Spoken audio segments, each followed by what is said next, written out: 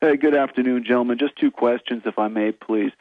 First of all, with regards to the markets, I mean, the markets are predicated on a certain amount of stability. And if we've taken a look at the artificially low interest rates and quantitative easing as a kind of artificial way to prop up the markets, then wouldn't this be counter to that top 1% that owns 80% of the wealth and assets in the markets? Would this not serve basically counterproductive to their interests?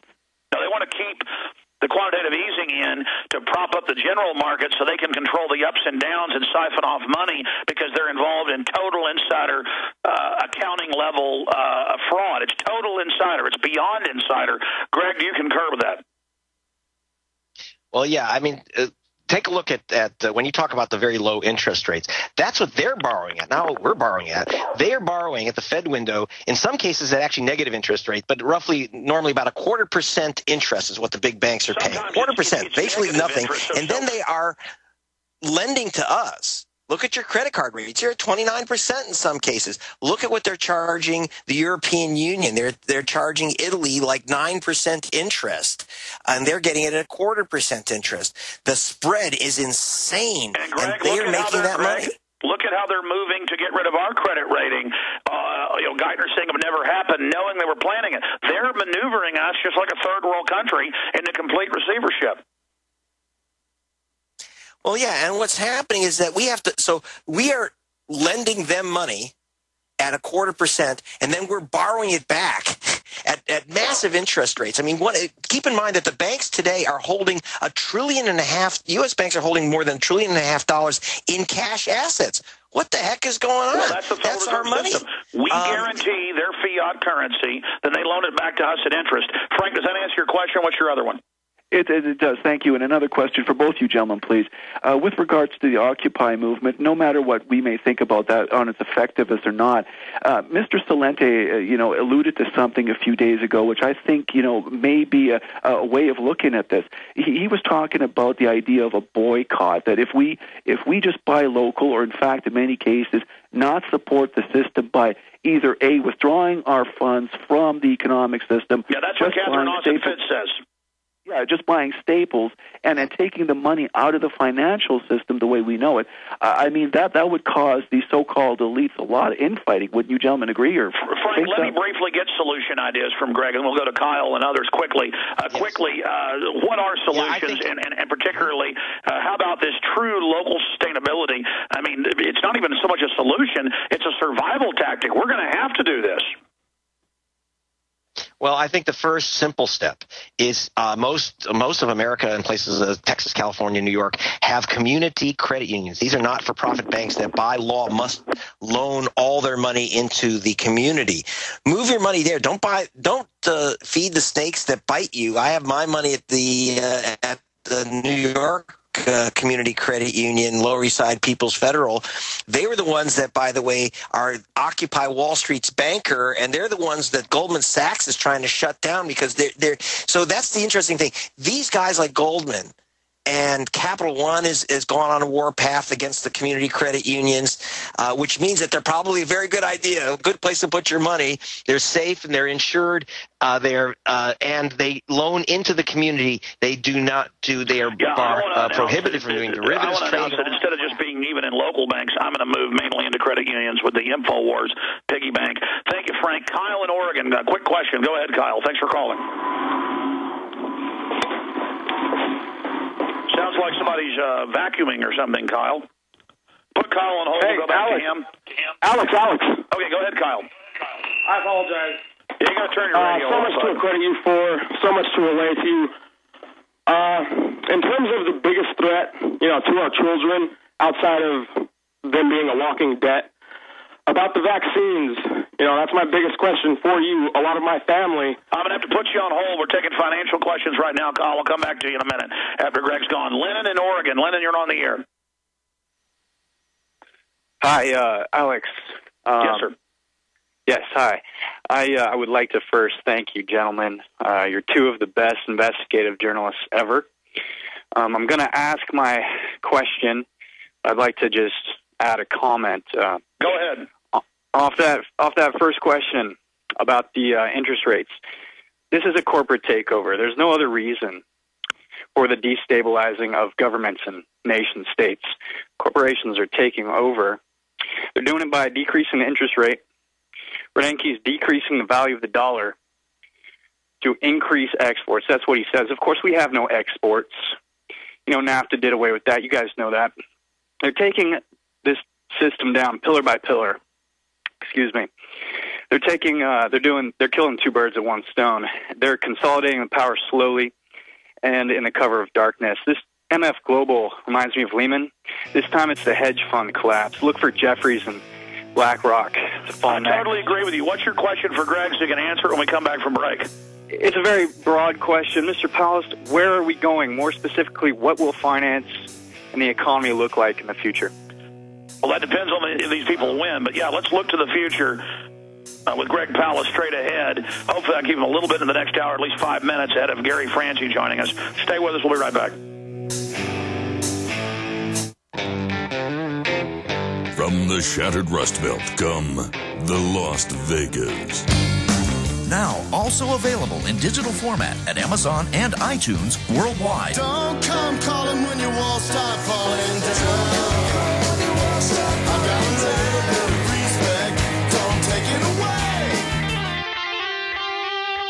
How does it feel to be one of the beautiful people in a revolution?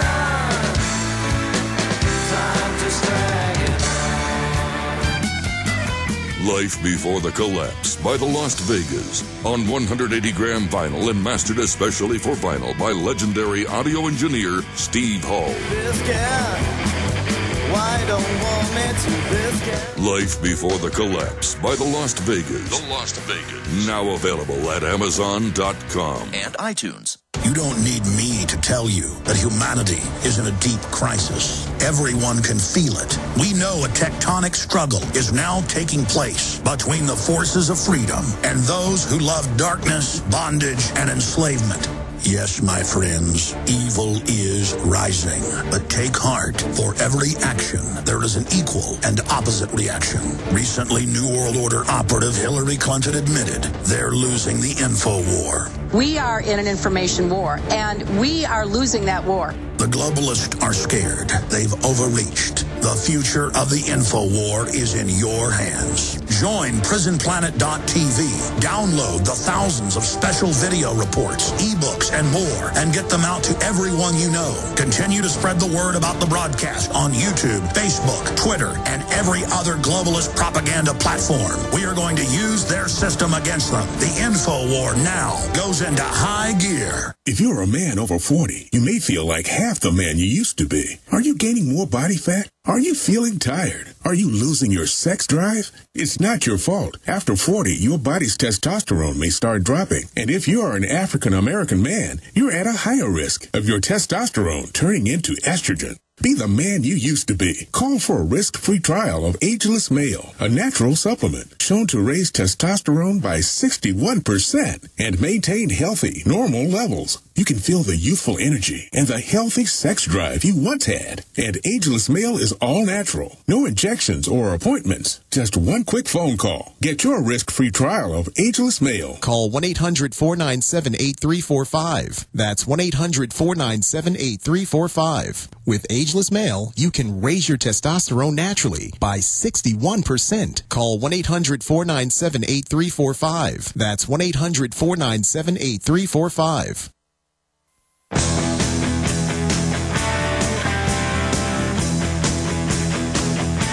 Okay, folks, it's Alex Jones joining you from southern Utah, big sky country. It's so gorgeous. I love this republic. No wonder the globalists want to bankrupt it and steal all the private property, raise property taxes, then siphon that out through county and city investments to be stolen by the globalists. Greg Palast is our guest in this little 5-minute segment, the next 5-minute segment. And we've got a lot of news and key analysis with Aaron Dykes coming up in the third hour today. Greg, that's pretty much the same question I asked earlier, but you didn't get to answer because we ran out of time going into a break. What is the financial future going to look like? If we're able to just imprison these guys and turn this around, or B, if they just have their way and keep driving forward, or is it going to be a mix of the two? I mean, Argentina the type of situation we're looking at? Well, it's kind of up to us. In the case of Argentina, things hit rock bottom as they did in Ecuador. People, like I say, teachers eating out of garbage cans. So people went into the streets banging pots and pans and saying that they weren't going to work. It's all done. They have to eat. And democracy took over and the economy soared. They told the banks to go buzz off, and that's that. I mean, and the guy who's screaming about it, by the way, the number one, in my book, Vulture's Picnic, the number one vulture financier in America is a guy named Paul Singer. By the way, he was just named as Mitt Romney's top economic advisor. Hello. So what's going to happen? And that doesn't mean that Obama is going to be a better choice, because his top economic advisor is Robert Rubin, of Citibank and chair of the candidates. They got both parties. I just wanted to make it official. Tell you it's official. Yes. Now that the Uber vulture who is screaming bloody murder about Argentina, telling the banks, telling him to take his bonds and fly with them, the vulture. Ecuador did the same thing. And, because democracy took hold. It was pretty painful. People went into the streets and were burning down the Capitol. The Indians came out of the mountains, but they said, we're going to vote our way to freedom. We're not going to, we're not going to say, oh, we'll just turn over the banks because we know how difficult it is. We are out of control. We spend too much money, and the money really should go to the bankers. But unfortunately, I see in Europe, there seems to be no organized dissenting force. And so where does America stand? Are we going to be... Well, Greg, maybe this is good.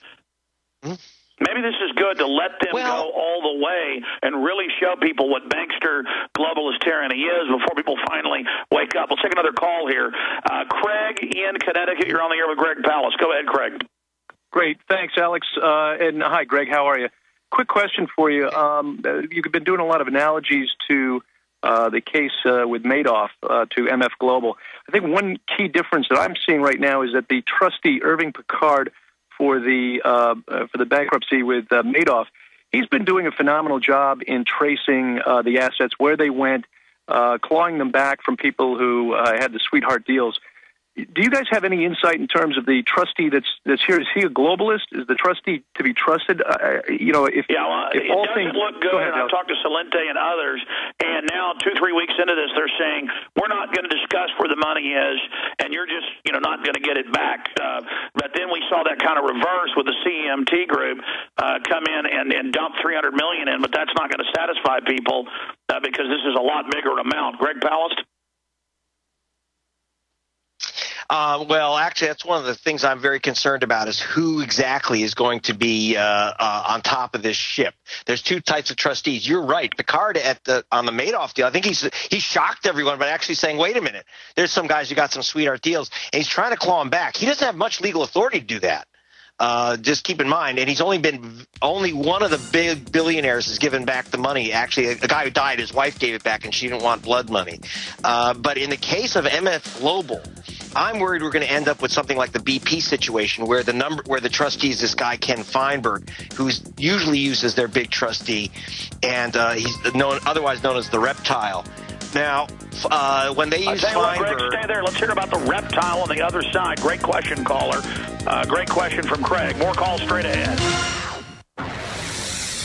You are listening to GCN. Visit GCNlive.com today. Hey folks, this is Crazy Melvin for eFoods Direct, and I'm slashing prices to get you the best deals on your food supply. Call now and save on a 25-year food supply that can save your life when disaster strikes, because it will strike and it will smack you right upside the head, so keep... Wait a minute, Melvin. I know eFoods Direct, and they're not full of hype like you. eFoods Direct goes to great lengths to ensure you get the best ingredients, full of nutrition and flavor. They are the real deal. Melvin, you're right about one thing, though. For Black Friday weekend, eFoods will save you 30% off anything on their website at efoodsdirect.com/Alex. Now, that's a deal with no hype. Call 800-409-5633 or go to efoodsdirect.com/Alex and save 30% off your entire order. This deal only lasts through Monday, November 28th, so call now. Call 800-409-5633 or go to efoodsdirect.com/Alex. Remember, 30% off this Black Friday weekend. Leave the hype to Crazy Melvin, because you can bet your life on eFoods Direct.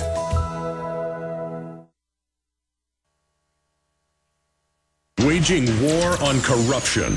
Alex Jones on the GCN Radio Network.